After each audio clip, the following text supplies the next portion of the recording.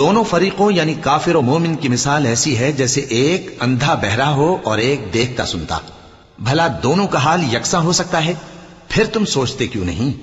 اور ہم نے نوح کو ان کی قوم کی طرف بھیجا تو انہوں نے ان سے کہا کہ میں تم کو کھول کھول کر ڈر سنانے اور یہ پیغام پہنچانے آیا ہوں کہ اللہ کے سوا کسی کی عبادت نہ کرو، مجھے تمہاری نسبت دردناک عذاب کا خوف ہے. تو ان کی قوم کے سردار جو کافر تھے کہنے لگے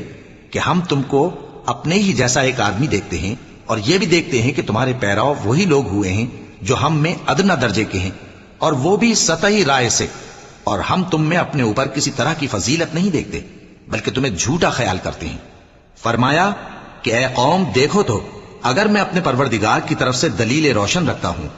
اور اس نے مجھے اپنے ہاں سے رحمت بخشی ہو جس کی حقیقت تم سے پوشیدہ ہو گئی ہے، تو کیا ہم اس کے لیے تمہیں مجبور کر سکتے ہیں جبکہ تم اس سے ناخوش ہو؟